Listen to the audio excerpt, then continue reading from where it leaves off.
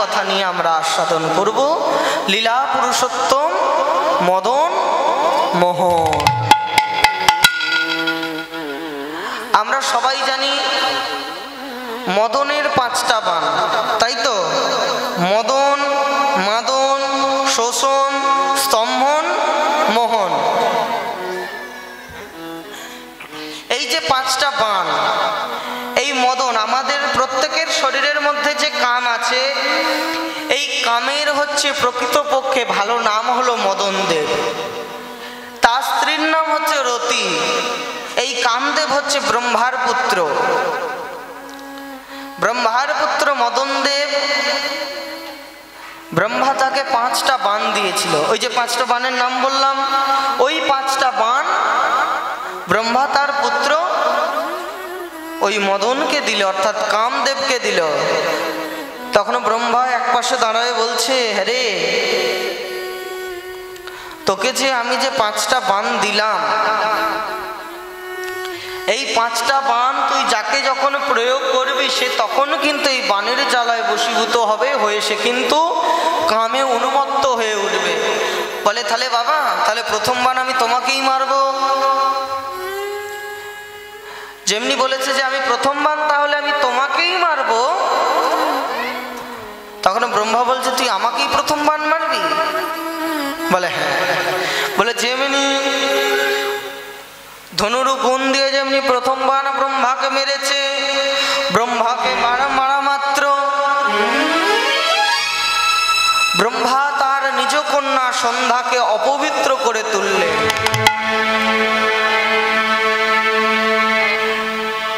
যখন ব্রহ্মার চেতন ফিরল, তখন সন্ধ্যা বসে বসে কাঁদছে, কেঁদে কেঁদে বলছে, ওগো বাবা, তুমি বাবা হয়ে,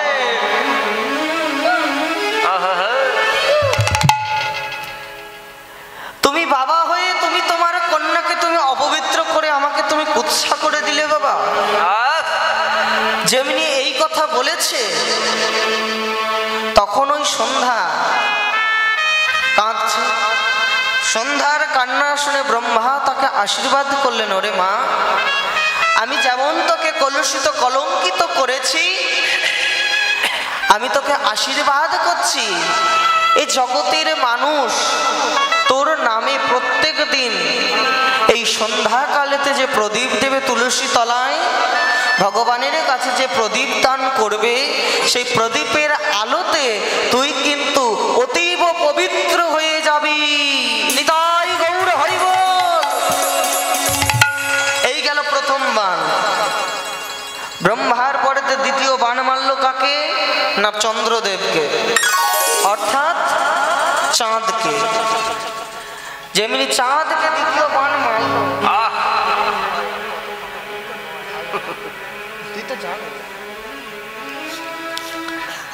যেমনি দ্বিতীয় বাণ মেরেছে চন্দ্রকে, চন্দ্র তখন বাণের জ্বালা সহ্য করতে না পেরে কামে উন্মত্ত হয়ে তার গুরুপত্নী তারার দিকে কুনজরে তাকালো। যেমনি কুনজর দিয়ে তাকিয়েছে, ডিস্কো ড্যান্সার মানে নি ভাই, আমার একটু নরমালি গা।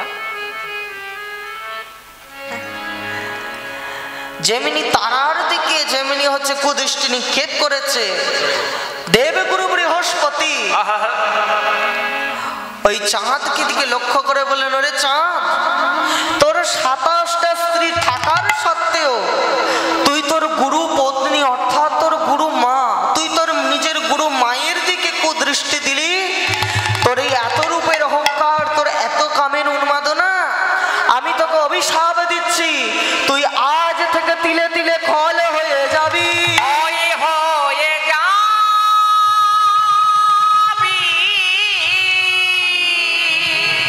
ওরে চাঁদ, তুই ক্ষয় হয়ে যা।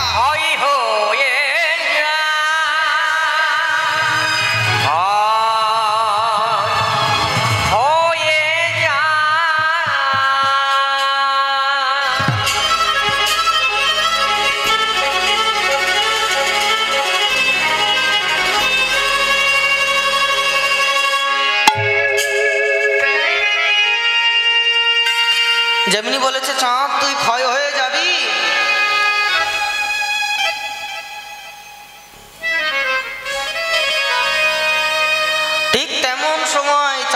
স্ত্রীগণ গিয়ে গুরুদেবের কাছে বলছে, গুরুদেব তাহলে আমার স্বামী কি কখনো মুক্তি পাবে না? দেখছে ধীরে ধীরে চাঁদ ক্ষয় হয়ে যাচ্ছে, দেবগুরু বৃহস্পতি মুখ ফিরিয়ে নিলেন। তখন ওই 27 জন স্ত্রী চাঁদের, যেটাকে আমরা এক কথায় জানি ক্যালেন্ডারেতে লেখা থাকে যে 27টা নক্ষত্র, সেই 27 জন স্ত্রী মিলে চলেছে কার কাছে না তাদের জামাইবাবু মহাদেবের কাছে যাচ্ছে। আর যেতে যেতে মুখে গুনগুন করে গাইছে। কি গাইছে? তাদের জামাইবাবুর কাছে, তাদের জামাইবাবুকে না ভোলানাথ, সেই ভোলানাথের কাছে যাচ্ছে। আর যেতে যেতে বদনেতে গুনগুন করে গাইছে। কি গাইছে? যাচ্ছে আর যেতে যেতে বলছে, প্রভু নিশম নিশম শেষ গুণম গুণহীন মহেশ গণাভরণম রণো নির্জিত দুর্জয় দৈতপুরম প্রণমামি শিবম শিব কল্পতরুম।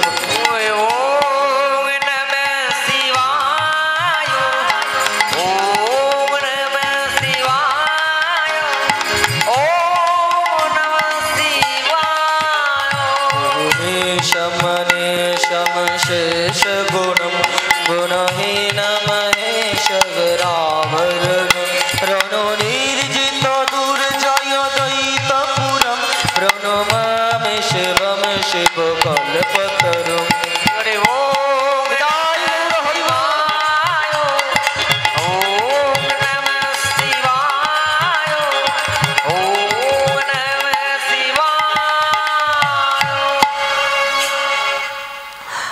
যেমনি ভোলানাথের কাছে এসছে, ভোলানাথের কাছে এসে বলছে, জামাই বাবু আমাদের স্বামী অবস্থা খুবই খারাপ,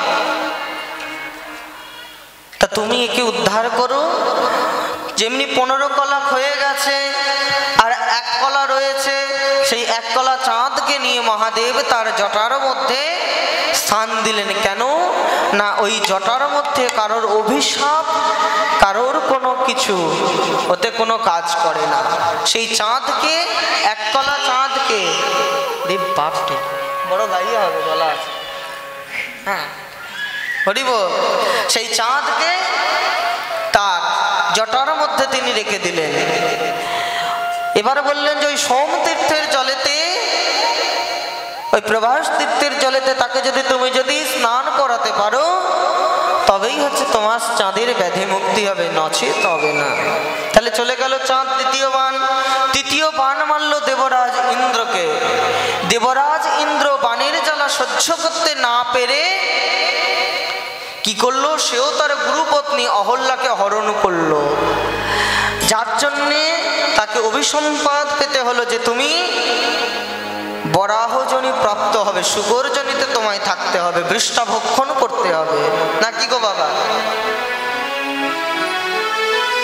তাহলে কাকে কাকে মারলো? ব্রহ্মা, চন্দ্র, ইন্দ্র।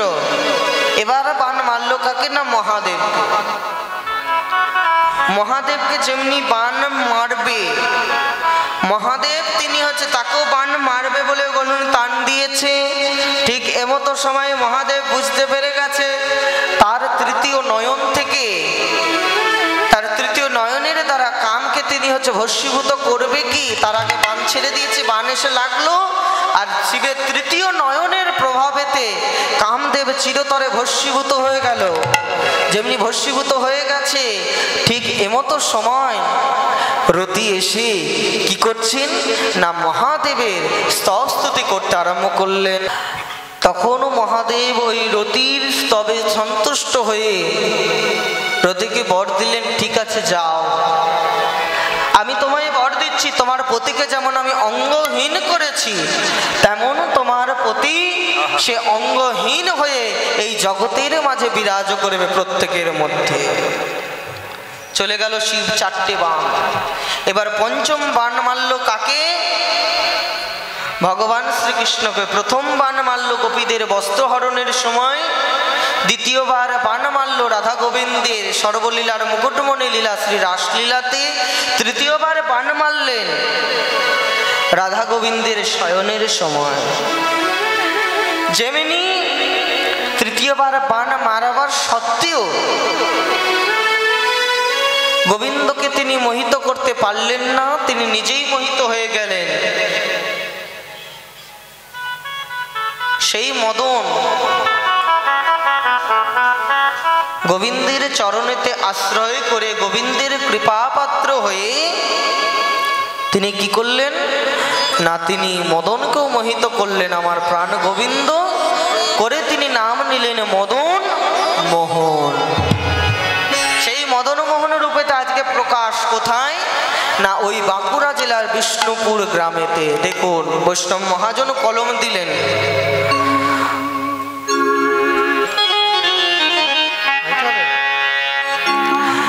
বিষ্ণুপুরে ছিল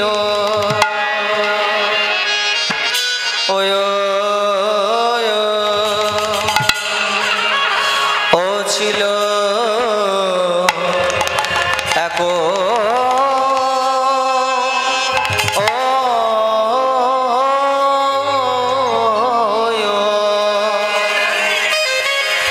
বিষ্ণুপুরে ছিল এক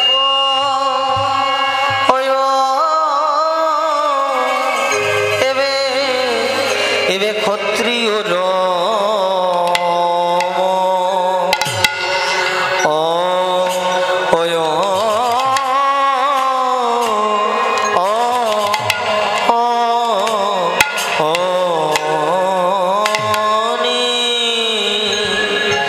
বিষ্ণুপুরে ছিল এক ক্ষত্রিয় রমণী, ও রমণী রে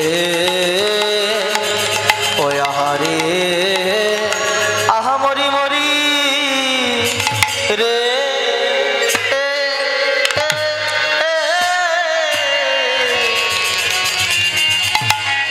বিষ্ণুপুরে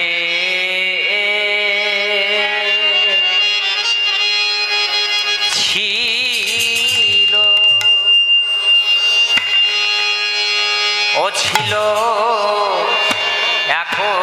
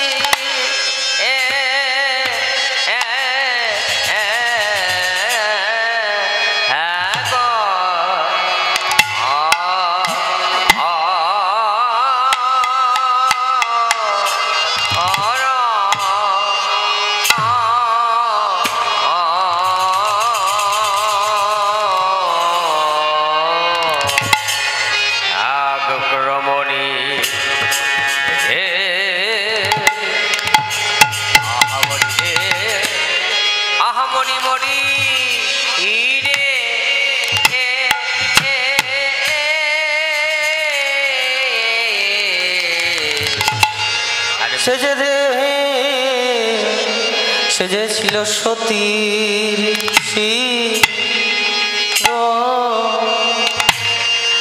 সে যে সতীর শির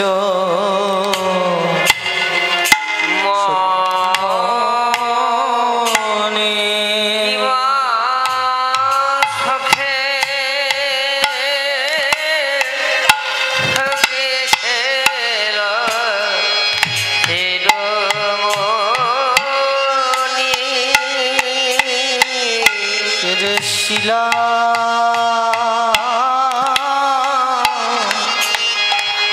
তারে শিলা বতে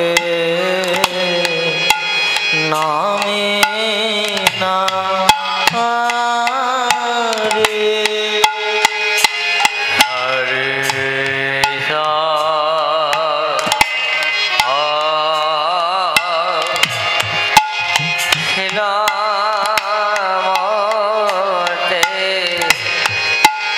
নামে না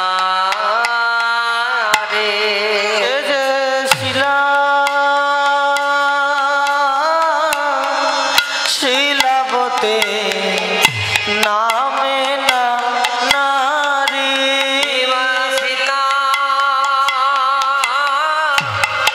শিলাবতে নামে না রে যে সতী সতীর শিরোমণি নারী রে সতী সতী শিরোমণি নারী কিবা সতী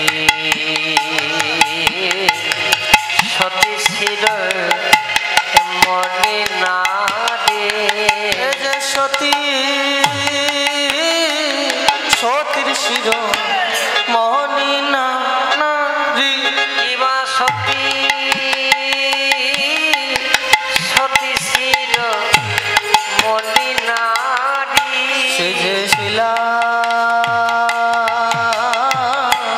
শিলাবতে নামে না নারী আরে শিলা হে রামে হে আরে নারী যে শিলাবতে নামে না নারী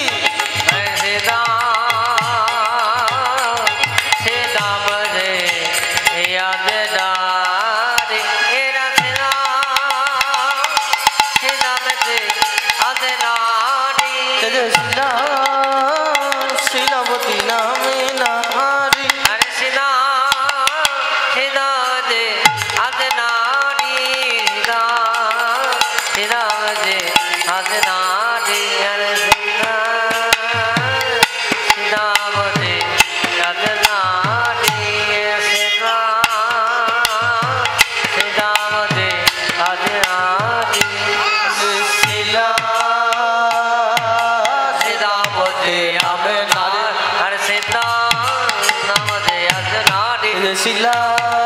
শিলাবতী নামে নারী আরে সীতা নারী সীতা সীতা যে সীতা সীতা বোঝে আজ না রে রে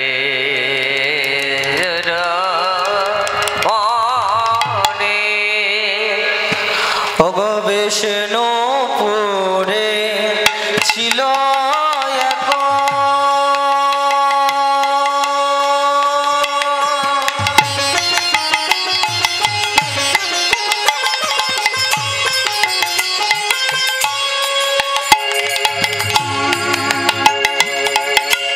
ক্ষত্রিয়র মনে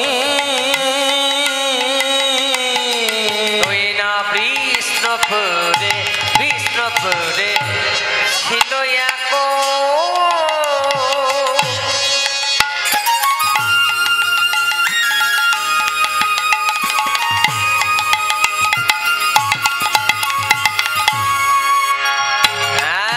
ক্ষত্রিয়র মনি দেবদ যে ভক্তিমতী সতীর শিরোমণি আর বেদে ভক্তিমতী সে যে দেবদী যে ভক্তিমতী সতীর শিরোমণি আর দেব দিজে ভক্তিমতী সতী শিরোমণি শিলাবতী নামে যে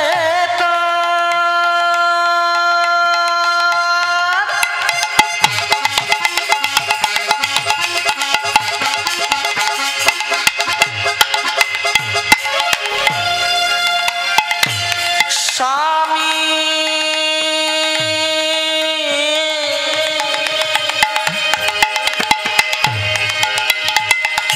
স্বামী সনাতন আর শিলাবতী নামে তে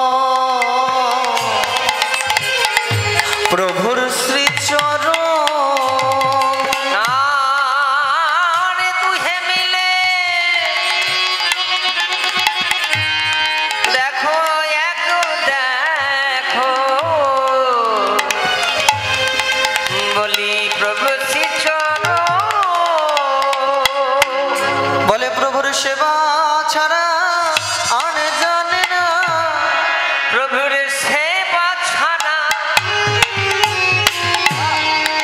ছাড়ায়ান জানে না, প্রভুর সেবা সেবা ছাড়া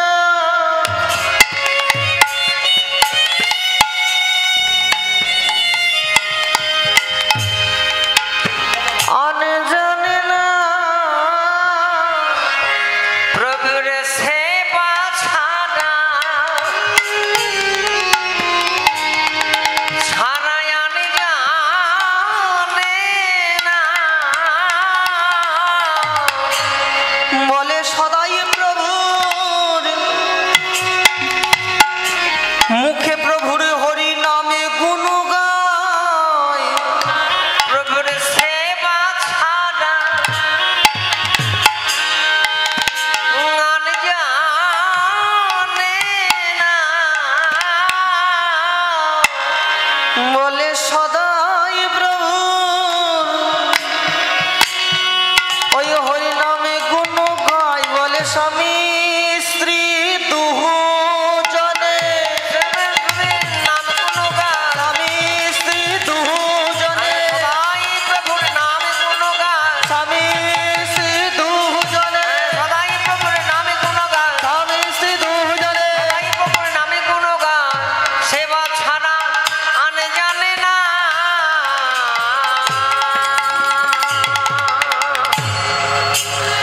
বিষ্ণুপুরে ছিল এক ক্ষত্রিয় রমণী, দেবতী যে ভক্তিমতী সতীর শিরোমণি, শিলাবতী নাম তার, স্বামী সনাতন, দিবানিশি পূজে তারা দেখো প্রভুর শ্রীচরণ।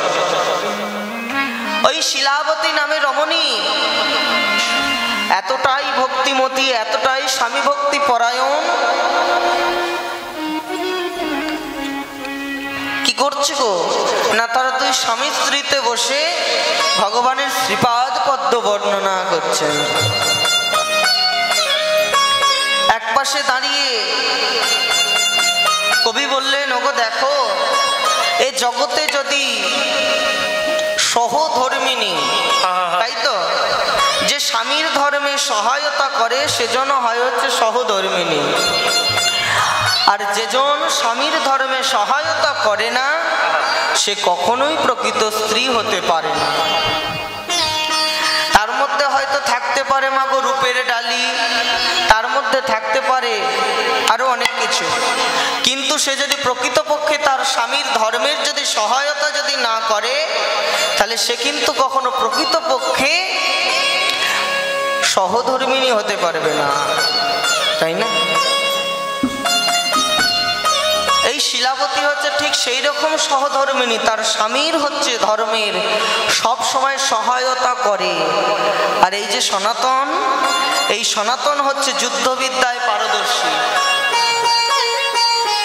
সে হচ্ছে সমস্ত রকম যুদ্ধবিদ্যায় এতটাই পারদর্শী, তাকে বহু দূর দূরান্ত থেকে রাজারা তাকে ডেকে নিয়ে যেত যুদ্ধ করবার জন্য। হরি বল। এই সেই বিষ্ণুপুরের সনাতন। এই সনাতন দুই স্বামী স্ত্রীতে বসে একদিন আলোচনা করছে, গো আমি একটাই কথা বলি জানো, ধরো আমি দেশ বিদেশ অনেক জায়গায় আমি যুদ্ধ করতে যাই, তো কিন্তু তোমার সঙ্গে থাকার মতো তো আমাদের বাড়িতে কেউ নেই, আমরা তো মাত্র দুটো মানুষ, তাহলে আমরা গোবিন্দ সেবার জন্য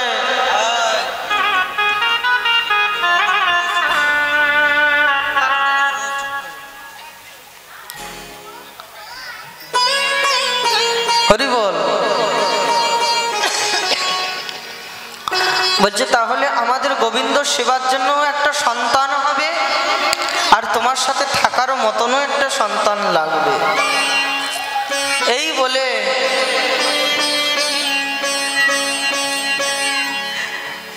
এই সনাতন আর হচ্ছে তার স্ত্রী দুজনে মিলে কি করছে, ভগবানের শ্রীচরণ বন্দনা করি দুজনে একটি সন্তান নিলেন। 1 মাস 3 মাস 4 মাস 5 মাস 6 মাস 7 মাস 8 মাস 9 মাসের গর্ভবতী হচ্ছে শিলাবতী নামে রমণী।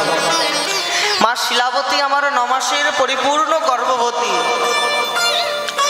এমতো সময় গোলন্দাজ এসে খবর দিচ্ছে, সনাতন তোমাকে গয়া যুদ্ধে যেতে হবে। বলছে শিলাবতী তাহলে আমি তাহলে আসি, সাবধানে থেকো তুমি। এই বলে ওই সনাতন তার প্রভুর শ্রী চরণেতে প্রণাম করে চলে যাচ্ছে। দেখুন আমরা অনেকে আছি, এই যে লীলা ভগবানের প্রত্যেকটা লীলা, সেটা ভক্ত চরিত্রই হোক, গৌর লীলা হোক বা কৃষ্ণ লীলাই হোক না কেন, লীলার মধ্যে যেসব কথাগুলো আছে সেগুলো আমাদেরকে শিক্ষা হেতু, আমাদেরকে শিক্ষা দেবার জন্যে। কিন্তু আমরা কি সেই শিক্ষাগুলো নিতে পারি? যেমন কালকে উত্তর গোষ্ঠতে মহাপ্রভু শিক্ষা দিয়েছে, ওরে কলির হত জীব, ওগো মাতৃ সন্তানগণ, তোমরা যেখানেই থাকো না কেন, তোমরা যখন বাড়িতে ফিরবে তখন আগে তোমার মায়ের চরণে একটু প্রণাম করো গো। যদি বলো কেন করব না, জননী জন্মভূমিশ্চ স্বর্গাদপি গরীয়সী, তোমাকে যে জননী জন্ম দিয়েছে এবং তোমাকে ভূমি প্রদান করেছে, এই যে ভূমি, এই ভূমি এটা হচ্ছে স্বর্গের থেকেও শ্রেষ্ঠ যদি তুমি তোমার মাকে যদি ভালোবাসো। কিন্তু দেখুন এখনকার দিনে একটা খুবই দুরাবস্থা। এখন অনেক মা, আপনাদের এদিকে আছে কিনা বলতে পারবো না, আমাদের ওই দিকেতে খুব হয় জানো তো। মায়ের যদি একটু বয়স হয়ে যায়, ঠিকঠাকভাবে নিজের কাজ যদি নিজে যদি না করতে পারে, তো তাকে নিয়ে গিয়ে আগে বৃদ্ধাশ্রমে দিয়ে আসছে। হায় রে মানুষ, ভালো জায়গা। যে মা তোকে 10 মাস 10 দিন গর্ভে ধারণ করলো, সেই মায়ের স্থান কিন্তু তোর ওই বাড়িতে হলো না। সেই বাবাকে কত ভালোবাসতো যে তার বাবার মৃত্যু বার্ষিকীকে সামনে রেখে এত ভক্ত সেবার ব্যবস্থা করেছে। বিশাল প্যান্ডেল গো মা। কথাগুলো এবার আমি বললাম তাহলে এক কাজ করুন না, তাহলে এত ভক্ত সেবা কত লোক খাবে? বলছে হ্যাঁ 9 করে 4-5 হাজার তো বটে। এই কথা যখন বললো আমি মনে মনে ভাবলাম, যাক আপনার মতো সন্তান যেন বাংলার প্রতিটি ঘরে ঘরে জন্মায়, যে বাবার মৃত্যু বার্ষিকী তিথিকে সামনে রেখে সেখানে 4 থেকে 5 হাজার ভক্ত সেবা দিচ্ছে। আমারও শুনে মনটা আনন্দ হলো। আমি বললাম তাহলে আপনার মা তাহলে? বলছে হ্যাঁ মা বেঁচে আছে, অবশ্যই বেঁচে আছে মা। আজ তাহলে আপনার মায়ের একটু আপনার মাকে আমি একটু একবার প্রণাম করব। বলছে আমার মাকে প্রণাম করবেন? ঠিক আছে, এখন এসেছেন, কীর্তনে উঠবার আগে আপনাকে আমার মায়ের সঙ্গে নিয়ে গিয়ে প্রণাম করিয়ে নিয়ে আসবো। ভালো কথা, যথারীতি একটু টিফিন সেবা করে বসে আছি। হ্যাঁ চলুন বাবু চলুন, কীর্তনে উঠতে হবে তো চলুন। সম্প্রদায়ের আগে চলে গেল, আমি ওনার সঙ্গে যাচ্ছি। গিয়ে দেখছি কি না এখান থেকে বেশ প্রায় 1 কিলোমিটার আমাকে হাঁটিয়েছে, কিছু কম 1 কিলোমিটার কি 1 কিলোমিটার হয়তো বেশিও হতে পারে, অতটা তো আমার ঠিক আন্দাজ নাই মা। হেঁটে যাচ্ছি, গিয়ে আমাকে বলছে ও দাদা আপনি তো মায়ের সঙ্গে দেখা করবেন বললেন বাবাজি নাকি?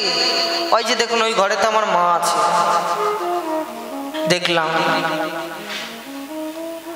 দেখছি কিনা ওপরেতে টালি বলে না, যে টালির ছাউনি ঘর, ঘরের ভিতরেতে না আছে একটা মশারি, না আছে একটা ভালো বিছানা, একটা ছেঁড়া মাদুর পেতে মাকে শুইয়ে রেখেছে। কিন্তু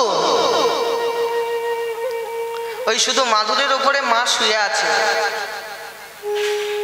একটা অন্তত বিছানার যে চাদর যেটাকে বলা হয়, যেটাকে বেডশিট বলে, সেই বেডশিট পর্যন্ত একটা নেই। আর বালিশ তো কোন দূরের কথা। উনি আমাকে দূর থেকে দেখিয়ে দিল, ঘরের ভেতরে দেখলাম একদিকে হচ্ছে জালুম, যে রান্নার যে জ্বালানি কাঠ সেটা একদিকেতে রয়েছে, আর একদিকেতে তার মা। দেখে খুবই অবাক। এই ছেলে কিনা তার বাবার মৃত্যুবার্ষিকীকে সামনে রেখে 4-5 হাজার ভক্ত সেবা দিচ্ছে, আর তার মাকে কিনে এই জ্বালানির ঘরে রেখে দিয়েছে। বাহ! যখন এরকম অবস্থা দেখলাম, দেখুন আর মাকে প্রণাম করছি, প্রণাম করতে বলছে বাবা আমার পায়ে হাত দিও না। আনছি কেন মা, তুমি তো আমার মায়ের মতো গো। বলছে বাবা আমার ছেলে কখনো আমার পায়ে হাত দেয় না, আর তুমি তো বাবা পরের ছেলে। পরের ছেলে তো কি হয়েছে মা, তাহলে কি মায়ের পায়ে হাত দিয়ে প্রণাম করব না? বলে যেমনি ওনার পায়ে হাত দিয়ে প্রণাম করলাম, উনি তখনও বলছেন বাবা এক বড় হয়েও, অনেক বড় হয়েও। উনি আশীর্বাদ করলেন। আছি মা, আপনি যেমন আমাকে আশীর্বাদ করলেন, আপনি আপনার ছেলেকেও নিশ্চয়ই এইভাবে আশীর্বাদ করেন। বলছে বাবা করব না, আমার 7 নয় 5 নয়, আমার একটা মাত্র সন্তান, আমি তাকে আশীর্বাদ করব না তো কাকে করব? আমি তখন কথাটা শুনে আমি নিজের মনে মনে ভাবছি যে হায় রে মানুষ, যে মা তোকে 10 মাস 10 দিন গর্ভে ধারণ করলো, তোর মঙ্গল কামনার জন্য কতবার ব্রত করলো, তুই যাতে ভালো থাকিস সে ব্যবস্থা পর্যন্ত করলো, আর আজকে কিনা সেই মায়ের স্থান হলো ওই চালনার ঘরে। দেখে অবাক। সেই যে কীর্তন করে এসেছি, এবছরেও বায়না ছিল, আমি বললাম আছে বায়না, আমি আগের থেকে সাইলেন্ট করে দিয়েছি। ওই রকম জায়গায় আমি কীর্তন করতে পছন্দ করি না। আগে নিজের বাবা মাকে ভালোবাসো। এ জগতে অনেকেই আছে তারা হচ্ছে তার বাবা মাকে হারিয়েছে। যারা বাবা মাকে হারিয়েছে তারা বোঝে যে বাবা মা হারাবার কষ্ট কতটা, বাবা মাকে হারাবার যন্ত্রণা কতটা। কিন্তু যারা বাবা মাকে হারায়নি তারা কি বুঝবে নাকি গো? যারা পিতা মাতাকে হারিয়েছে, বলে না দাঁত থাকতে দাঁতের মর্ম তোরা বুঝলি না, ঠিক তেমন এ জগতে যারা হচ্ছে পিতা মাতাকে হারিয়েছে তারা বোঝে যে বাবা মা হারাবার কষ্ট কোনটা, নাকি গো মা? ওই জন্য বলছে তোমাকে কোথাও যেতে হবে না, তোমাকে কোনো তীর্থক্ষেত্র কোথাও যেতে হবে না, কোনো গঙ্গা স্থান, কোনো তারাপীঠ, কোনো দক্ষিণেশ্বর, কোথাও তোমাকে যেতে হবে না। তুমি তোমার বাবা মায়ের সেবাটুকু করো, তুমি তোমার বাবা মাকে একটু ভালোবাসো, তাহলেই দেখবে তোমার প্রতি ভগবান সন্তুষ্ট হবে। তাছাড়া ভগবানের কৃপা পাওয়ারও কোনো রাস্তা নাই। আজকে গৌরাঙ্গ মহাপ্রভু তার মতো মাতৃভক্ত সন্তান ছিল বলেই আজকে সে জগৎ জোড়া তার খ্যাতি লাভ হয়েছে, সে শচীর নন্দন।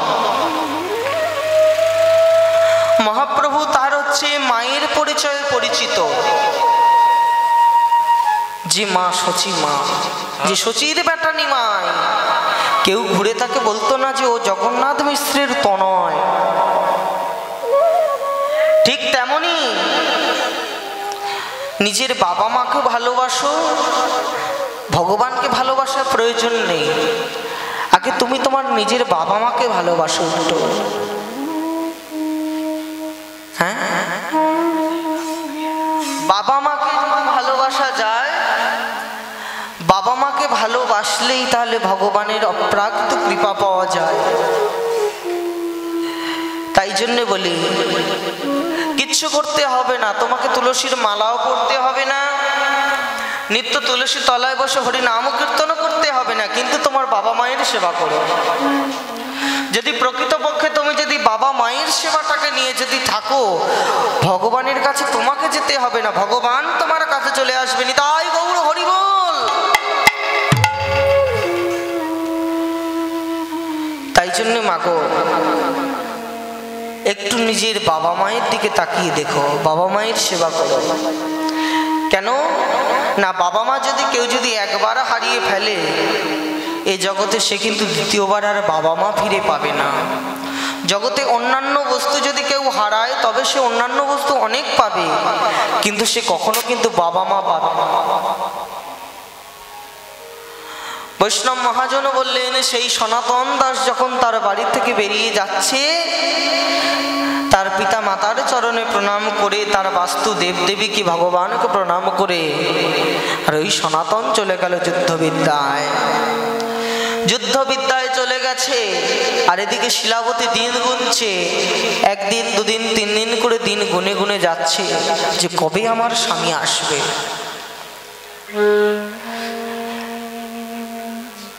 1 2 3 করি 7 দিন হইল, 7 দিন হইল,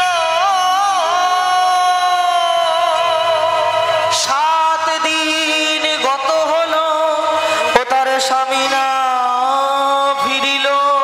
স্বামী না ফিরিল।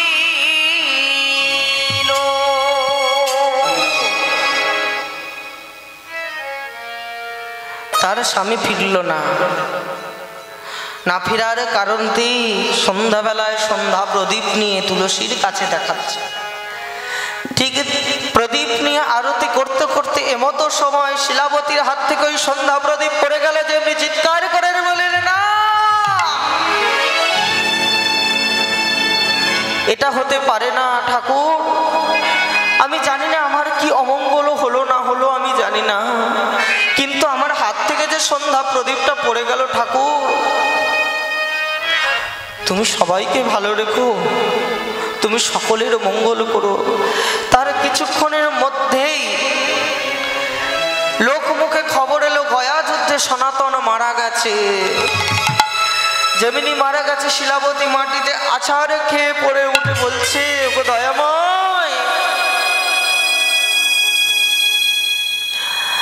আমি এতদিন ধরে তোমার চরণে তুলসী পত্র না দিয়ে, তোমার চরণে জল না দিয়ে কখনো আমি জলস্পর্শ করি না। তাহলে তুমি বলো, তাহলে বলো দয়াময়, আজকে তোমাকে পূজা করে, তোমার সেবা করে আজকে কেন আমি স্বামীহারা হলাম?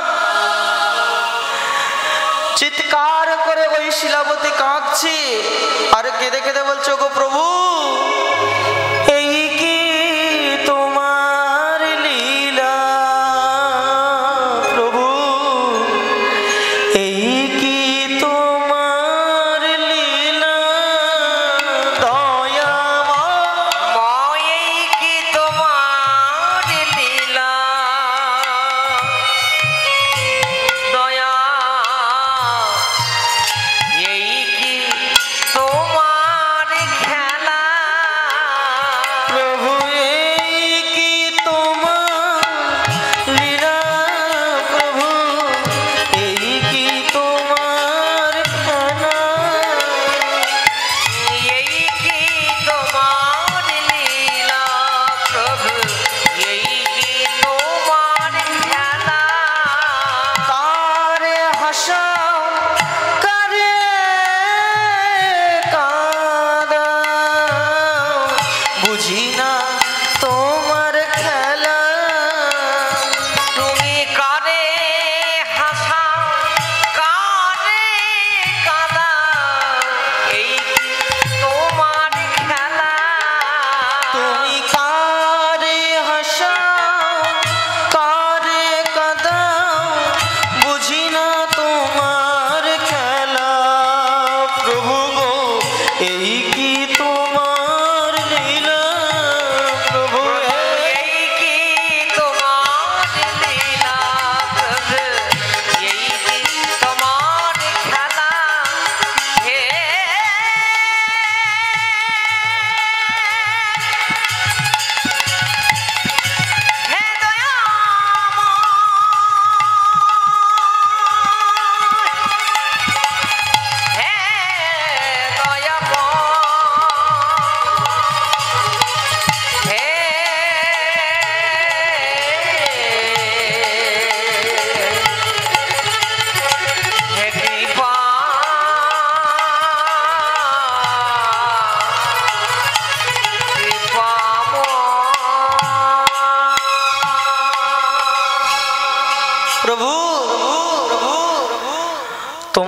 চরণেতে নিত্য তুলসী অর্পণ করবার পরেতেও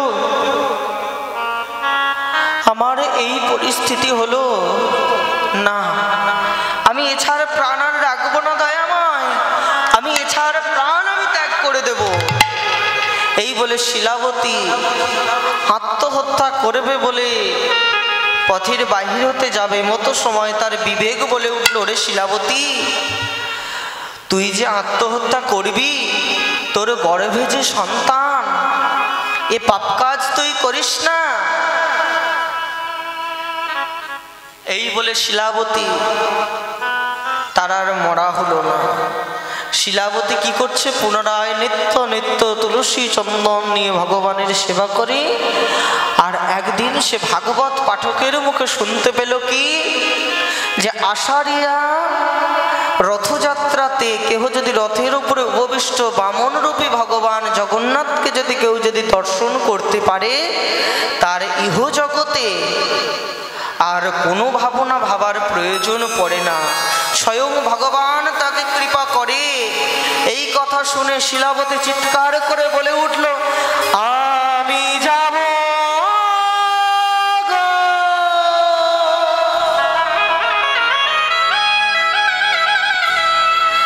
শ্রী জগন্নাথ দর্শনে,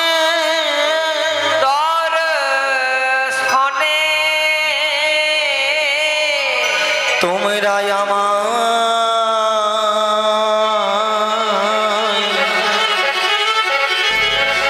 আমায় নিয়ে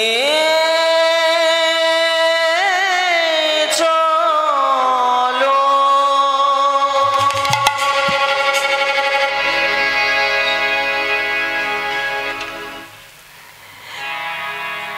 এই শিলাবতী পাড়া প্রতিবেশীরা বলল যে শিলাবতী তোমার এখন যাওয়া উচিত নয়, তুমি গর্ভবতী।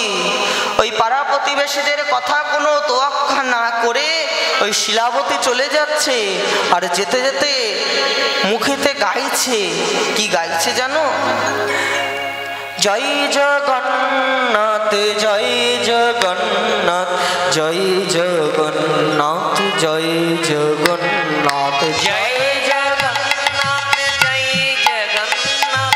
जय जगन्नाथ जय जगन्नाथ जय जगन्नाथ जय जगन्नाथ जय जगन्नाथ जय जगन्नाथ जगन्नाथ मम स्वामी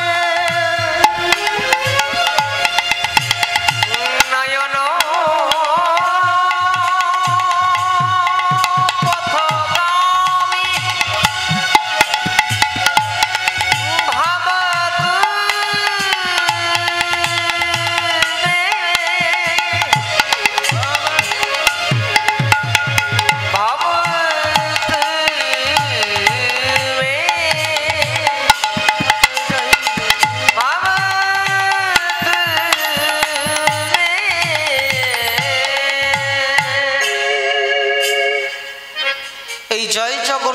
জয় জগন্নাথ বলতে বলতে ওই শিলাবতী সবার সঙ্গে পথে বাহির হলো। পথে চলে যাচ্ছে শিলাবতী। শিলাবতী যেতে যেতে যেতে যেতে ঠিক পথের মধ্যে এমতো সময় একটি জায়গায় সে প্রসব যন্ত্রণায় কাতর হয়ে বলে উঠল,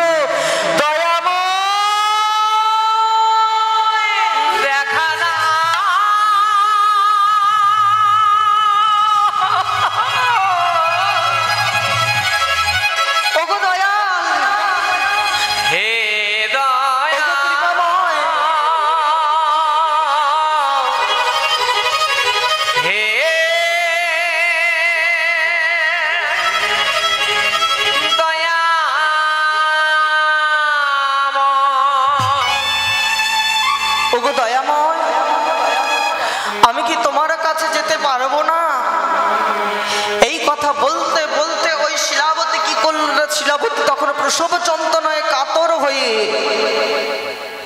ওই বনের মধ্যে একটি ফুটফুটে সন্তানকে তিনি প্রসব করলেন।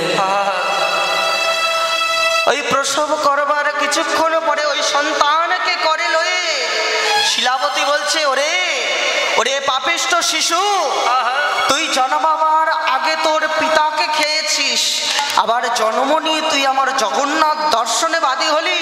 থাক, এই তুই বনের মধ্যে পড়ে থাক, আমি তোকে আর নিয়ে যাব না, তুই মর। দেখুন, যেমনি এই কথা বলে ফেলে দিয়ে চলে গেল, বৈষ্ণব মহাজন বললেন, হ্যাঁ গো শিলাবতী, তুমি যাকে শেষ করবে বলছো তাকে কি এত সহজে কি শেষ করা যাবে গো? রাখে হরি মারে কে? হরি যদি কাউকে যদি একবার যদি রক্ষা করে তাহলে তাকে কে মারবে? এই বলে শিলাবতী ওই সন্তানকে বনের মধ্যে ফেলে চলে গেল। আর যেতে যেতে কিছু দূরেতে শিলাবতী পড়েই সঙ্গে সঙ্গে মারা গেল। ওই মাহারা শিশু বনের মধ্যে পড়ে কাঁদছে। ভগবান ওই শিশুর দ্বারা তার লীলা প্রকাশ করাবে বলে কথা গো, ওই শিশুকে কি এত তাড়াতাড়ি মারা যায়? তাই ভগবান কি করলেন, ওগো মধু চক্র বৃক্ষ ডালে সৃজন করিল, তাহা হইতে শিশু মুখে পড়িতে লাগিল। আরে মধু চক্র শিষ্য ডালে সৃজন করিল, তাহাতে চক্র মুখেতে পড়িল। মধু চক্র বৃক্ষ ডালে সৃজন করিল, তাহা হইতে শিশু মুখে পড়িতে লাগিল। আরে মধু চক্র শিষ্য ডালে সৃজন করিল, তাহা হইতে শিশুর মুখে আসতে লাগিল। ফোঁটা ফোঁটা পড়িতেছে, ফোঁটা ফোঁটা পড়িতেছে, ফোঁটা ফোঁটা পড়িতেছে, আরে ফোঁটা ফোঁটা পড়িতেছে, শিশুর বদন কমলেতে ফোঁটা ফোঁটা পড়িতেছে। শিশুর এই বদনেতে, গাইরে ভাবে রে বলি হারি, শিশুর বদনেতে, গাইরে ভাবে রে বলি হারি। শিশুর এই বদনাতে, আরে শিশুর এই বদনাতে মানে ফোঁটা ফোঁটা পড়িতেছে, আরে ফোঁটা ফোঁটা পড়িতেছে।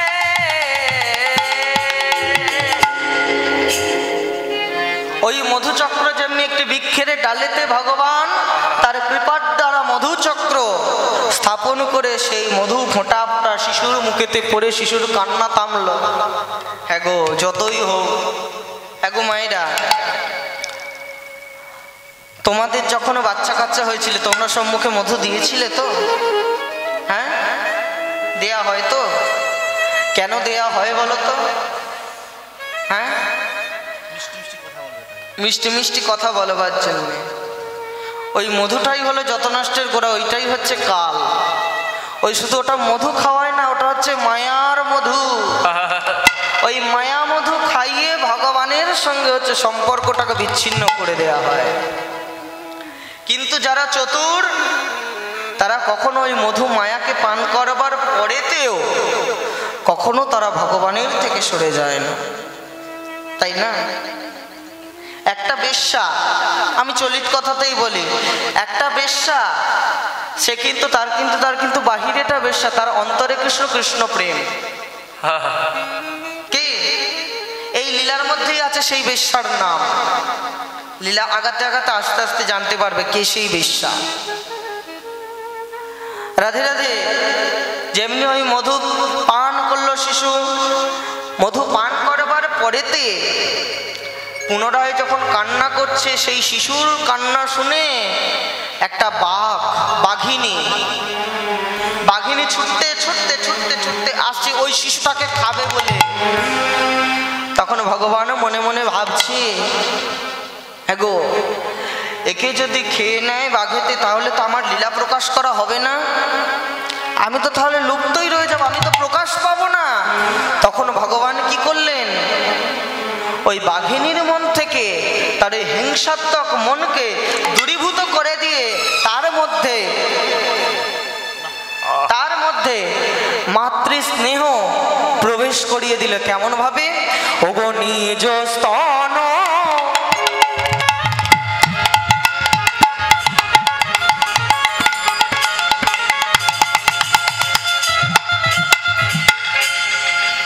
ও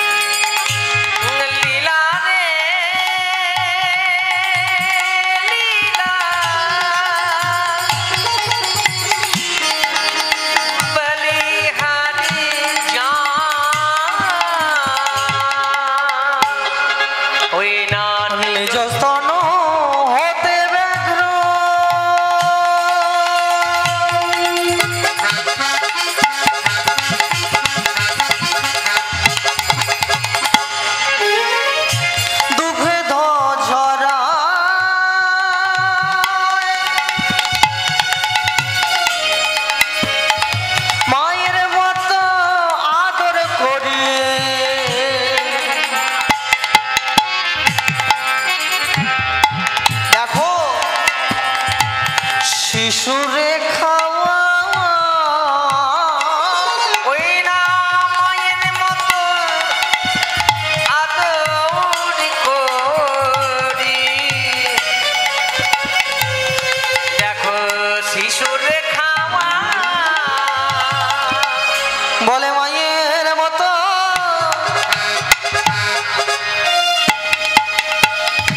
সেবা করে গো বলি মায়ের মতো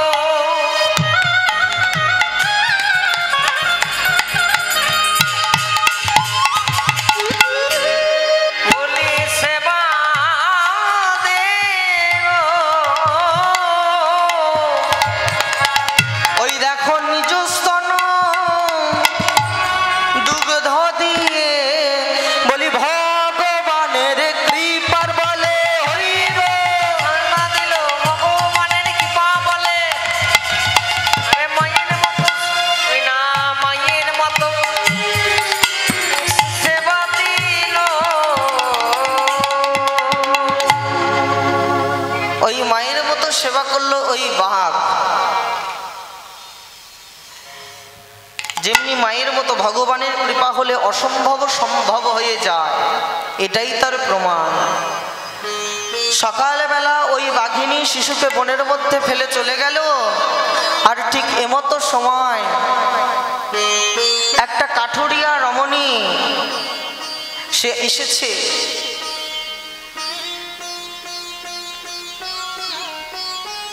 চলো একটি কাঠুরি মেয়ে দেখলেন কি না বনের ভিতরে একটি শিশু পড়ে কাঁদছে, আর এই শিশুটিকে কোলে তুলে নিয়ে বলছে এই শিশুকে নিয়ে গিয়ে আমি কি করব জানো, আমি আমাদের ওই ব্রাহ্মণ ঠাকুরকে দিয়ে দেব। দিয়ে এই ভাবনা করতে করতে ছুটিতে ছুটিতে যায়, মুখে কৃষ্ণ গান গায়, উপনীত ব্রাহ্মণ আলয়। ওই ব্রাহ্মণ বাড়িতে এসে ব্রাহ্মণ ঠাকুরকে জিজ্ঞাসা করছে, ও ঠাকুর মশাই বাড়িতে আছেন? যদি বাড়িতে থাকেন একবার বাইরে আসুন, এসে দেখুন না আপনার জন্য একটি জিনিস এনেছি। বলে সেই সন্তানটাকে ব্রাহ্মণের হাতে সঁপে দিয়ে বলছে, ঠাকুর মশাই আমার তো কেউ নেই, আর আপনাদেরও কোনো সন্তান নেই, এই সন্তানকে আপনারা রাখুন, রেখা আপনাদের নিজেদের মতো করে আপনারা বড় করবেন, আপনার কাজেরও অনেক সুবিধা হবে। সেই ব্রাহ্মণী উভয়ে সন্তানকে নিয়ে আস্তে আস্তে বড় করছে। 1 মাস 2 মাস যেতে যেতে শিশু 6 মাসের হয়ে গেছে। তখন পাড়াপতি এসে বলছে, ও ঠাকুর মশাই বলি কবে করবে আয়োজন, কবে করবে আয়োজন, কবে করবে আয়োজন, কবে করবে আয়োজন, শিশুর অন্নপ্রাশন কবে করবে আয়োজন, সুবর্ণপ্রাশন কবে করবে আয়োজন। শিশুর অন্নপ্রাশনের কথা বলো, আপনারই তো ছেলে। তখন ব্রাহ্মণ মনে মনে চিন্তা করলো যে বাহ, ভালো কথাই তো বলেছে যে আমার ছেলে। এই কথা ভাবনা করে পাঁচিপুতি ঘেটে ঘুটে দেখে দিল কি যে আগত মাঘী পূর্ণিমার দিনেতে খুব ভালো তিথি। আস্তে আস্তে শুরু হয়ে গেল অন্নপ্রাশনের তোড়জোড়।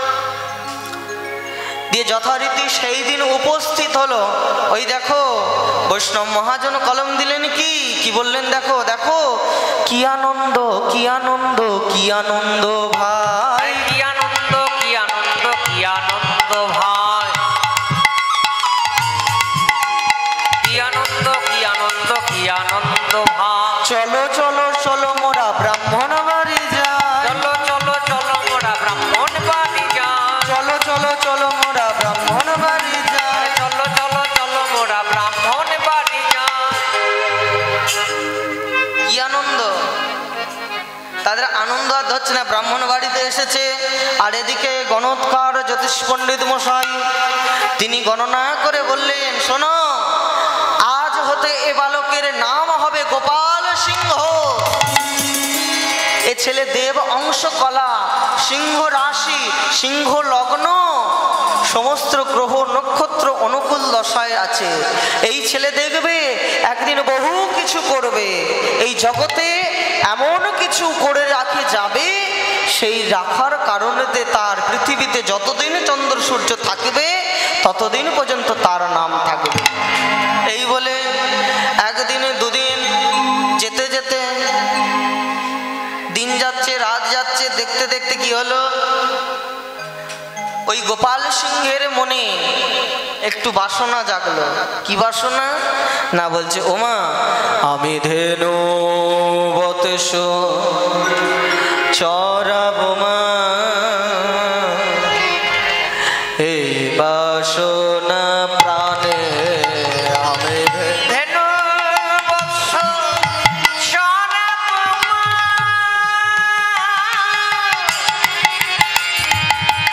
আরে এই বাসনা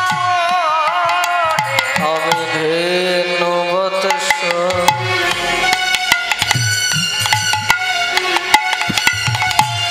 চরাবো মা, এই বাসনা মনে আমি ধেনু বৎস চরাবো মা,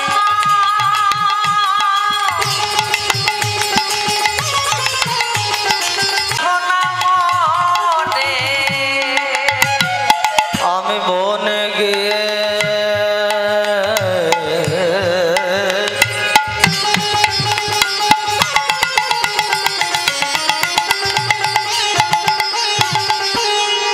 তারে শোনে মা, আমি বনে গিয়ে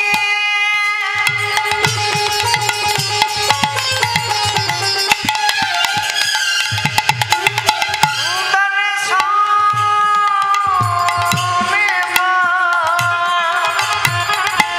মিলে বয়ন ক্ষণে আর এই বাসনা ও মা গো, তারা বলছে না শোনে,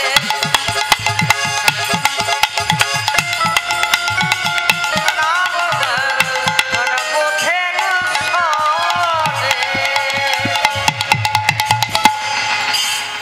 যেমনি বলেছে মাগো আমি ধেনু বৎস চড়াবো মা, এই বাসনা মনে, মনের বাসনা শুনে মা তার ছেলেকে দুটো গাভী কিনে দিয়েছে। সেই গাভী নিয়ে গোপাল সিংহ চলেছে বনের ভিতরে, সকল রাখালে গণ চলেছে। আর গিয়ে বনের ভিতরে কি ঘটনা হলো দেখুন। দিন পেরিয়ে রাত হয়ে গেল, গোপাল সিংহ আর ফিরছে না। না ফেরার কারণেতে পিতামাতা চিন্তা করছে, জিজা আমার ছেলে তো গেল, তাহলে কই এখনো তো ছেলে ফিরল না। সকল রাখাল গণ চলে এলো, তবু আমার ছেলে এখনো ফিরল না। এই বলে কান্নাকাটি আরম্ভ হয়ে গেছে। আর এদিকে গোপাল সিংহ কি করছে, ওই দেখো ওই বনের ভিতরে কি হচ্ছে, একবার তাকাইয়ে দেখো, ওই দেখো, দেখো না গো, ওগো সিংহ নাচে, ব্যাঘ্র নাচে, করজোড় করি, সিংহ নাচে, ব্যাঘ্র নাচে, করজোড়ি আহারে,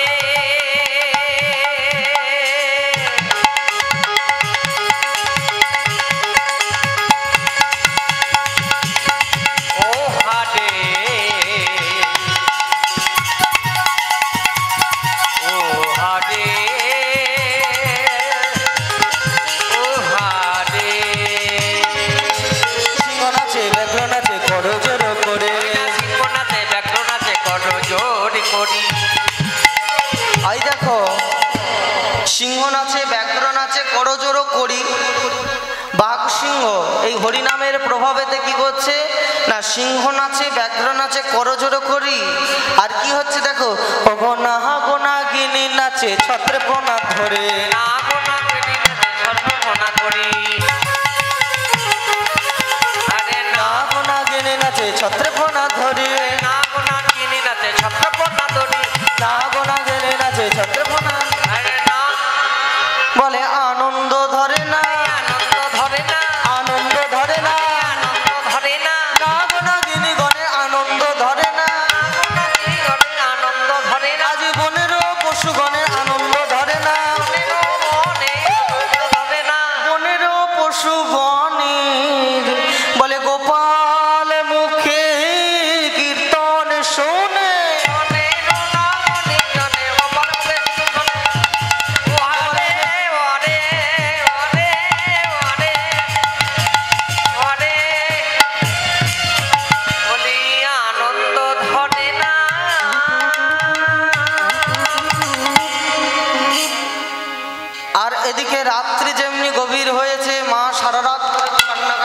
ওগো আমার গোপালকে ফিরাইয়ে দাও।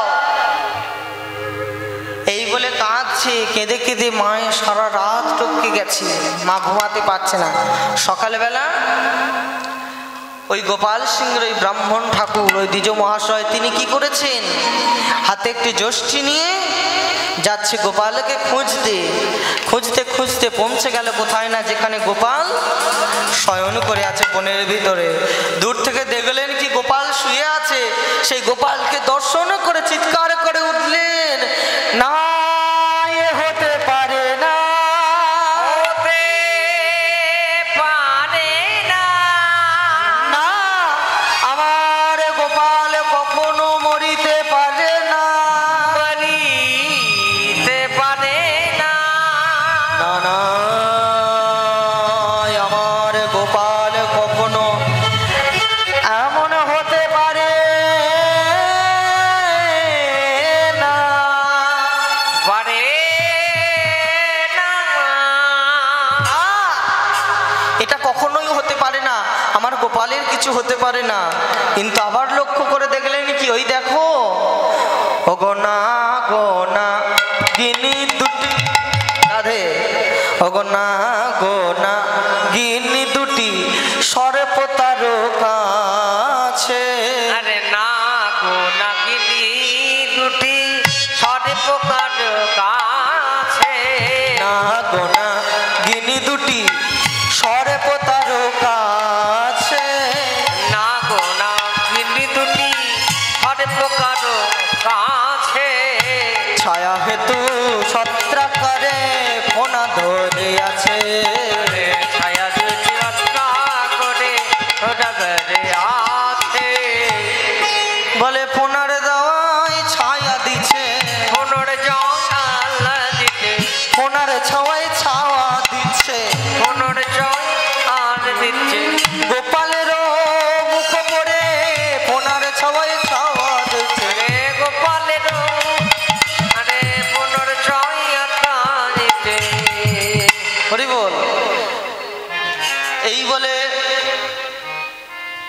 ওই গোপালকে ওই সর্পগণকে করজোরে মিনতি জানালেন ওই গোপালের বাবা, জানিয়ে বলছে সর্পকুল তোমরা আমার সন্তানকে ফেরত দাও। যেমনি এই কথা বলেছে সর্পরা চলে গেল, গোপালকে নিয়ে চলে এলো। নিয়ে এসে ওই ব্রাহ্মণ মহাশয় বলছে, ওগো তুমি আজ থেকে গোপালকে কোনো আর উচ্ছিষ্ট দিও না। কেন জানো, আমার মনে হয় এ কোনো সাধারণ বালক নয়, হরি বল, এ কোনো সাধারণ নয়, আমার মনে হয় এ দেববংশ কলা, তাই একে তুমি যত্ন করে রেখো। এইভাবে দিন যায়, দিন যেতে যেতে আবার পুনরায় বর্ষাকালেতে চারিদিকে জল থই থই করছে, আর এদিকে গোপাল সিংহ বলছে, ওমা সবাই জাল ফেলতে যাচ্ছে, আমিও যাব। এই বলে গোপাল সিংহ জাল নিয়ে গেছে। জাল নিয়ে গিয়ে জালটাকে যেমনি ঘুরিয়ে ফেলেছে, কিছু ইট পাটকেল পেয়েছে, সেগুলো নিয়ে এসে বাবাকে বলছে, ও বাবা আমার এই ইটগুলোকে নিয়ে আমাকে একটা তুলসী মন্দির করে দেবে বাবা। তখন তার বাবা অবাক হয়ে গেছে, বলছে, আরে বাপ এগুলো তো এক একটা ইট নয় রে, এগুলো এক একটা সোনার বাট। আমার কি মনে হয় জানিস ওরে গোপাল, ও তুই রাজা হবি রাজ্য পাবি, রাজা হবি রাজ্য পাবি, রাজা হবি রাজ্য পাবি, রাজা হবি রাজ্য পাবি, আজ সিংহাসনে বসবি রাজা হবি রাজ্য পাবি, সিংহাসনে বসবি রাজা হবি রাজ্য পাবি, তুই রাজা হবি রাজ্য পাবি। এই বলে চলে গেছে পুনরায় জাল ফেলতে।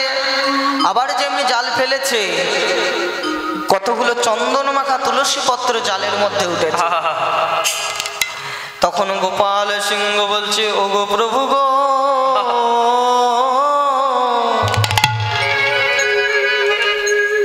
তুমি তো জানোই আমি কিসের জন্য জাল ফেলিতে এসেছি। জাল ফেলেতেই এসেছি প্রভু, তাহলে তুমি যদি জানো তাহলে বলো প্রভু, তুমি একবারে কৃপা করে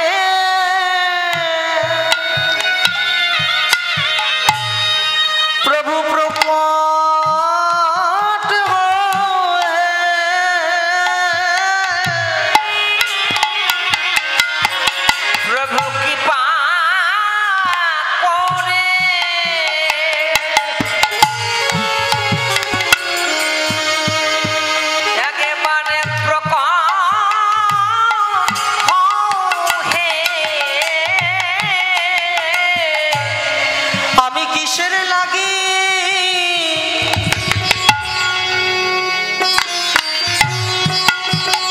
বলি জালে ফেলি তুমি তা তো জানো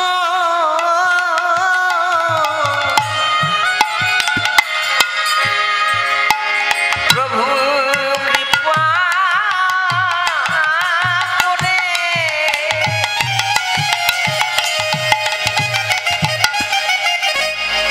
বলি পকড় হও হে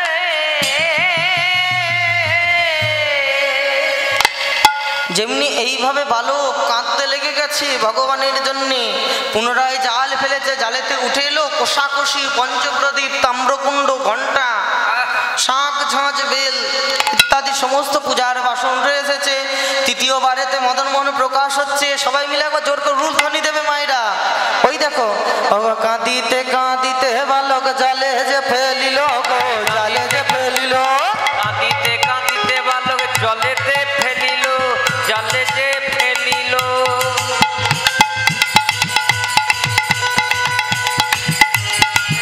ওই না কাঁদিতে কাঁদিতে কাঁদিতে বালক জলে যে ফেলিল জলে যে ফেলিল কাঁদিতে আহা কাঁদিতে আহা কাঁদিতে কাঁদিতে বালক জালে যে ফেলিল গো জালে যে ফেলিল আরে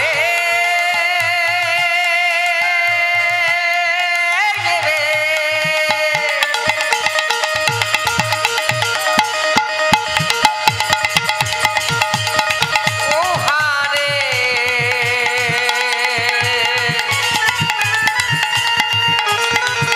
ও হারে ও হারে ওই না কাঁদিতে কাঁদিতে জলক জালে যে ফেলিল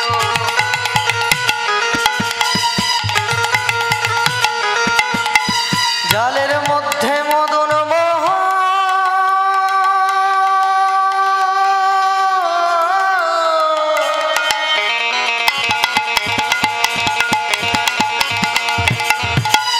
উপনীত হলো গো উপনীত হলো ওই না জালের মধ্যে মদনে মোহ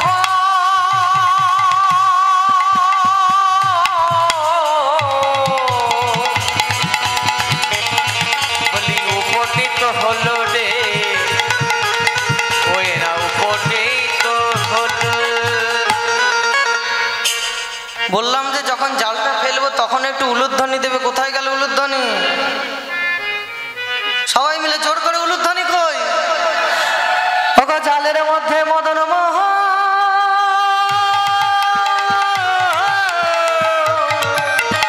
উপনীত হলো গো উপনীত হলো ওই না জালের মধ্যে মদনে মোহ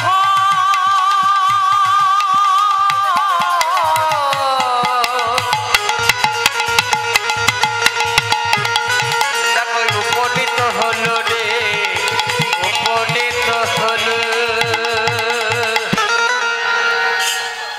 যেমনি জালের মধ্যে মদন মোহন উপস্থিত হয়েছে এই উপস্থিত হয়ে সাক্ষাৎ ওই মদন মোহনকে বুকে করে নিয়ে এসে বলছে ও বাবা এই বাড়ির সামনে আমরা মদন মোহনকে প্রতিষ্ঠা করে আমরা কি করব জানো আমরা এই মদন মোহনের নিত্য সেবা দেবো আর প্রসাদ পাবো এই বলে দেখতে দেখতে একদিন 4 দিন যেতে যেতে এই গোপাল সিংহ কি করলো না গোপাল সিংহ একটি জমিদার হয়ে গেল আর একদিন এমতো অবস্থায় লোকমুখে খবর এলো কি খবর এলো জানো যে পাশের রাজ্যের রাজা এই বোল বিষ্ণুপুর গ্রামেতে আক্রমণ করবে যেমনি খবর পেয়েছে তখন রাজা গোলন্দাজকে বলছে ও গোলন্দাজ শোনো ও যারে মদন মোহন সঙ্গে আছে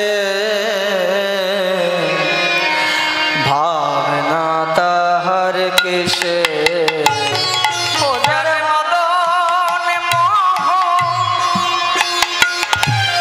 বলি সঙ্গে আছে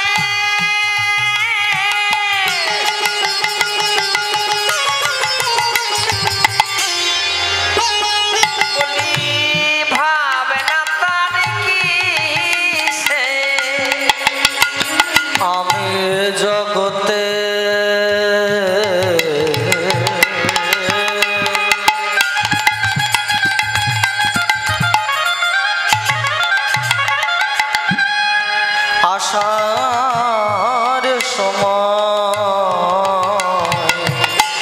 কি গায়েছে যে ও যার মদন মোহন সঙ্গে আছে ভাবনা তাহার কিসে ও বলি মদন মোহন সঙ্গে আছে ভাবে না তার কিসে ভাবে না তার কিসে এই বলা আর এদিকে মন্দির থেকে মদন মোহন অচলে বিগ্রহ হতে সচলে বিগ্রহ হয়ে বেরিয়ে চলে গেলেন কোথায় ওগো দলে মাদল কামান ছিল লালে বাঁধের ধারে দলে মদন কামান ছিল তালে মাঠে হাজে আশি মন বারুদ ছিল আসে মনে বারুদ ছিল তাহারও ভিতরে ওই না আসে মনে বারুদ ছিল আসে মনে বারুদ ছিল তাহারও ভিতরে দুই বগলে দুই কামান দুই বগলে দুই কামান মদন মহল নীল দুই বগলে তুই মদন মোহন নীল দুই হস্তে দুই কামানে তুই হস্তে তুই কোমলে দুই হস্তে দুই কামানে তুই হস্তে তুই কামানে বলতে জেলে দিল বলতে জেলে দিল ওই না তুই হস্তে তুই কামানে বলতে জেলে দিল বলতে জেলে দিল প্রথম কামানের শব্দে কি হলো প্রথম কামানের শব্দে বহু সৈন্য সামন্ত সব মারা গেল আর দ্বিতীয় কামানের তোপের আওয়াজেতে গোটা বঙ্গভূমি কম্পমান হয়ে উঠল এইভাবে যুদ্ধ করে মদন মোহন ক্লান্ত হয়ে ফিরতে ফিরতে দেখা হলো কেশব গোয়ালার সাথে গোয়ালাকে ডেকে বলছে ও গোয়ালা আমাকে একটু দই দাও একটু দই দাও বলছে দই খাবে পয়সা আছে তো আরে কি ভাবছো কি বিষ্ণুপুরের রাজার ছেলে পয়সা নেই মানে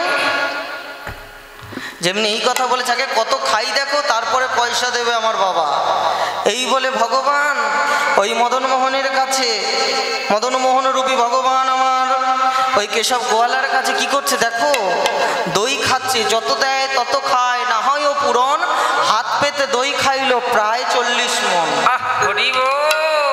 40 মণ মানে বুঝতে পারছো 40 মণ বাবা 40 মণ দই খেয়েছে এখন ওইটুখানি পেটে 40 মণ দই ঢোকে বলছে আরো দাও আরো দাও এইভাবে যেমনি বলেছে বলছে আর দই নেই ঘুরে দেখতে গেছে তখন এই সময় ভগবান অন্তর্ধ্যান করেছে অন্তর্ধ্যান করা গোবিন্দ তখন কি হলো আর এদিকে কৈশব গোয়ালা মাথায় চাপড়ে চাপড়ে কাঁদছে আরে হায় হায় আমার একই হলো আমার দই খেয়ে সব চলে গেল সব দই খেয়ে চলে গেল পয়সা দিল না এই বলে রাজবাড়ির দিকে যাবে কি আর দেখলেন মহারাজ আসে ও মহারাজ বলি আপনার ছেলে এমন কেন কেন কি হয়েছে কি আরে আপনার ছেলে তো আমার দই খেয়েছে প্রায় 40 মণ আরে বাবা একটা মানুষ 40 মণ দই খেতে পারে হ্যাঁ ওই বাচ্চা ছেলে তাও বাচ্চা ছেলে 40 মণ দই খেয়ে পয়সা দেয়নি চলে গেছে তুমি মিথ্যে কথা বলছো তখন বিষ্ণুপুরের মহারাজ বলছে ওরে গোয়ালা রে আমার তো কোনো সন্তান সন্ততি নাই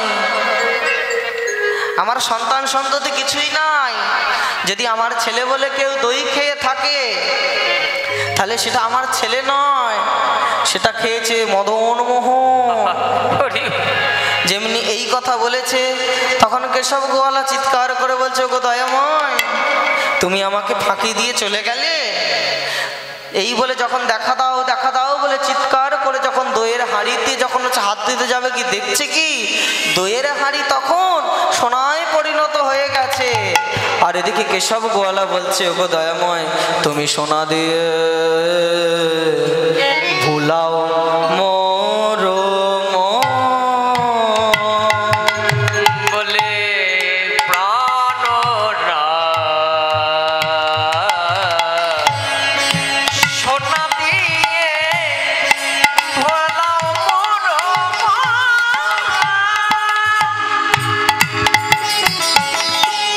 চাই না আমি এ সংসারে হে প্রাণা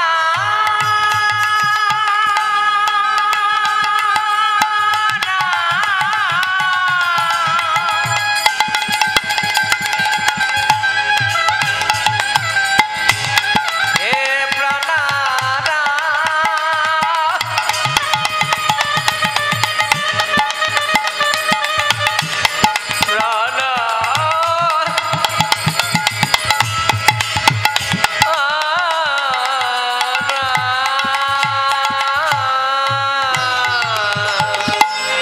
চাই না আমি এ সংসারে প্রভু শুধু চাই গো তোমার চরণ পেতে চাই না আমি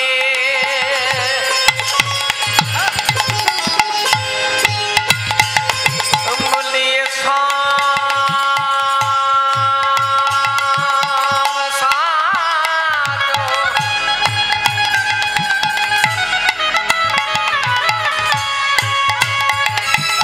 আর চাইতে আমি তোমার চরণ সাজ শেষের দিন দিও দয়া আর শেষের দিন দিও দয়া তোমার রাঙা চরণ সোনা দিয়ে ভোলাও মোর মন ওহে মদন মোহন আর সোনা দিয়ে ভোলাও মোর মন ওহে মদন মোহন সোনা দিয়ে ভোলাও মোর মন দেখা দাও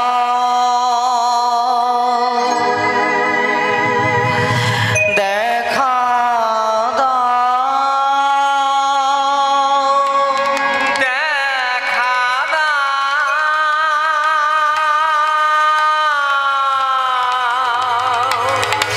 হে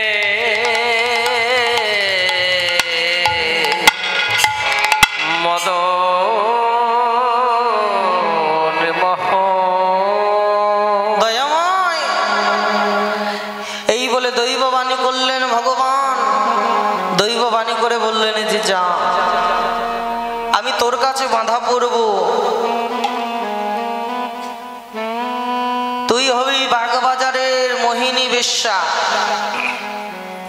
তোর কাছে আমি যাব গিয়ে এক রজনী বসবাস করে আমার আংটি তোর কাছে বন্ধক দিয়ে আসবো যা কিছুদিনের মধ্যেই কেশব গোয়ালার মৃত্যু হয়ে গেল আজকে হঠাৎ রাজার কোনো কারণবশত 3 লক্ষ টাকার প্রয়োজন সেই 3 লক্ষ টাকা পাবে কোথায় রাজা তো অনেক টাকা খুঁজছে অনেক চাই 3 লক্ষ টাকা তৎকালীন দিনে মানে এখনকার 30 কোটির সমান 3 কোটির সমান সেই টাকা রাজা না পেয়ে তখন রাজাকে মদনমোহন স্বপ্নাদেশ করে বলল ওগো রাজা তুমি যাও বাগবাজারে গোকুল মিত্রের কাছে আমাকে তুমি বন্ধক দিয়ে 3 লক্ষ টাকা নিয়ে আসো যেমনি এই কথা বলেছে রানীমা মন্ত্রী কারোর কথা না শুনে মহারাজ চলেছে কেমন ভাবে ওগো সুবুদ্ধি রিয়া রাজা আরে সুবুদ্ধি হিয়া রাজা সুবুদ্ধি রিয়া রাজার কুবুদ্ধি বা রিলগ সুবুদ্ধি দিয়া রাজা সুবুদ্ধি নীল মদন মোহন লয়ে রাজা চলে ওয়া মনিকে মদন মোহন বাধা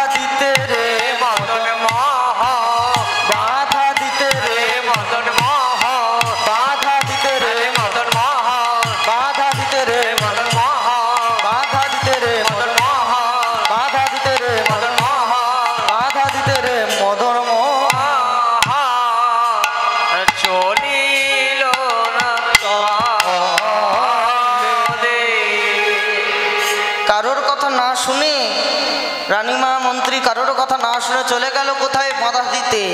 এখনো সেই জায়গা বর্তমান আমাদের হাওড়ার কাছে সালকিয়ার বাধাঘাট।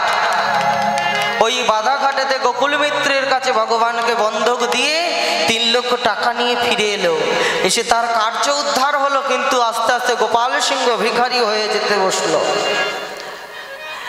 দেখতে দেখতে বাগবাজারেতে মদন মোহন এক এক করে লীলা প্রকাশ করলো। প্রথমে ওই কেশব গোয়ালা গোকুল মিত্রের কন্যাকে, লক্ষ্মীপ্রিয়া নাম, সেই তাকে উদ্ধার করলো। দ্বিতীয়বার উদ্ধার করলো কাকে? না, ওই মোহিনী নামক বেশ্যাকে। মোহিনী বেশ্যাকেও ভগবান উদ্ধার করে, আর এদিকে ভগবান মদন মোহন পূজারীর কাছে কেঁদে কেঁদে বলছে, ওগো পূজারী, বলি আমারে আর ভালো লাগে না, আমি আমার বাবার কাছে যাব, ফিরে যাব, আমি বাবার কাছে যাব, আমার আর ভালো লাগছে না।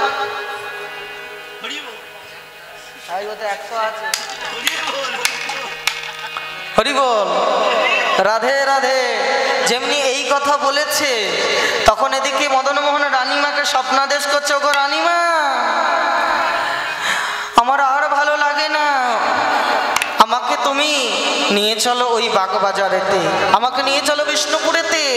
তোমার গলায় যে 3 লক্ষ টাকার হার আছে, এই হারটাকে তুমি বিক্রি করে আমাকে নিয়ে চলো, আমি আর থাকতে পারছি না।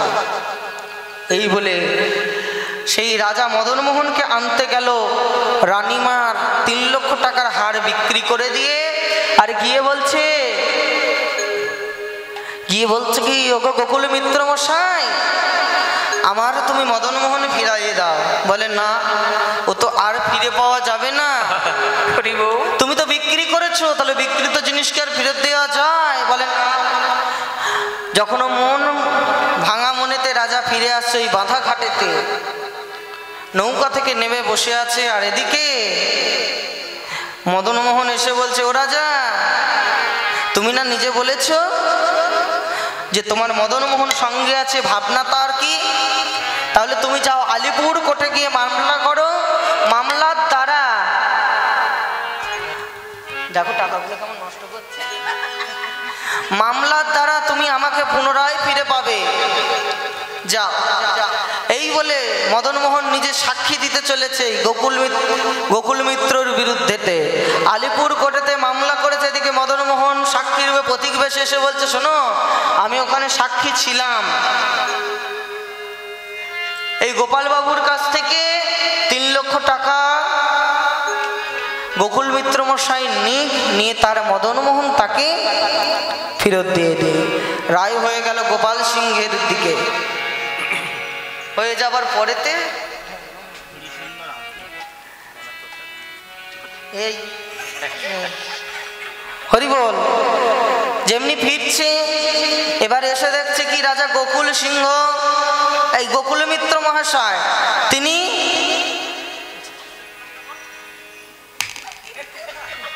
হরি বল, ওটা আশীর্বাদ, না না না না, রাধে রাধে। ওই গোকুল মিত্র আরো কতগুলো মদন মোহন তৈরি করে দিয়েছে, তৈরি করে দিয়ে বলছে, না, যেটা তোমার হচ্ছে আসলে মদন মোহন তুমি নিয়ে চলে যাও। ওখান থেকে একটি মদন মোহন নিয়ে রাজা ফিরছে।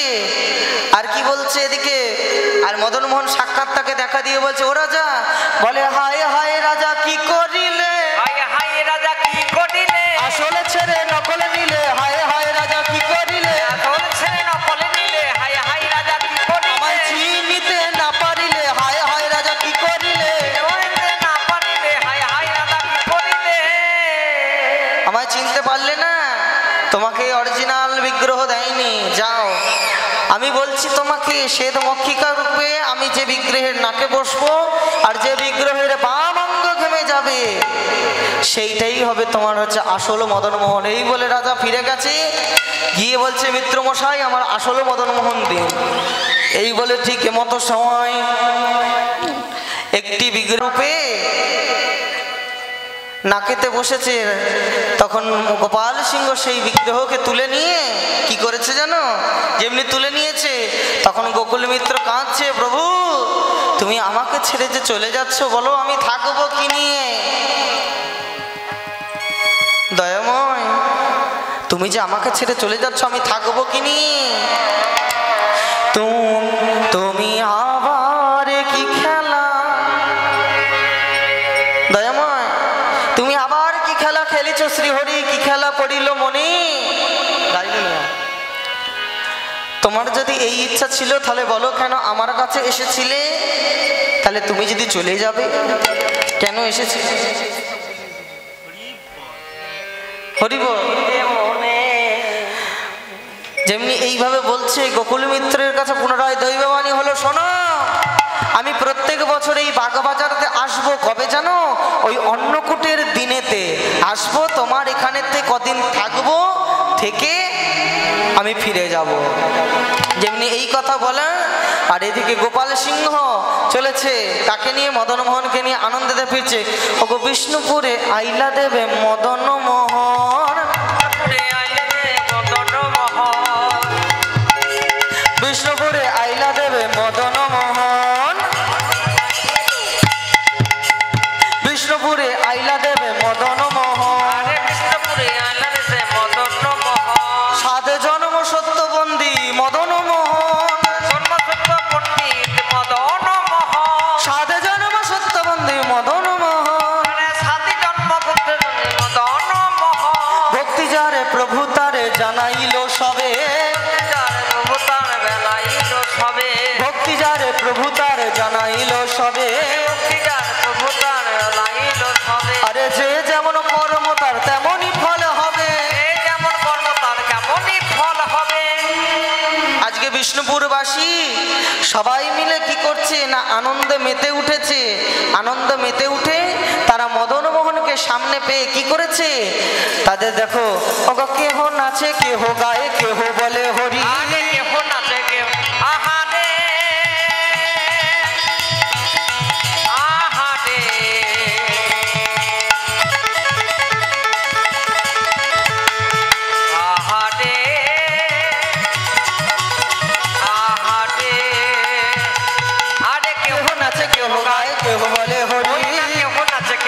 কেহ বলে হরি, কেহ কেহ আনন্দেতে যায় গড়াগড়ি, কেহ কেহ আনন্দেতে যায় গড়াগড়ি।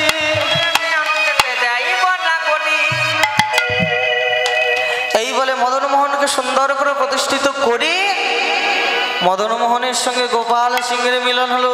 দেখো ভক্ত আরে ভগবানের মিলন হইল, ভগবানের মিলন হইল, ওগো ভক্ত আর, ওগো ভক্ত আরে ভগবানের মিলন হইল, মিলন হইল, মিলন হইল, ওগো চাঁদ বদনে বদন ভরে হরি হরি বলো, ভক্ত আরে ভগবানের মিলন হইল, চাঁদ বদনে সবে মিলে বলো হরি বলো।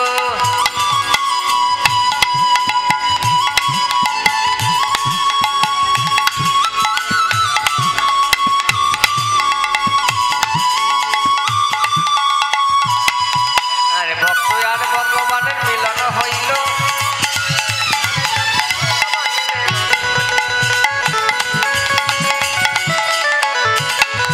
আরে ভক্ত আর ভগবানের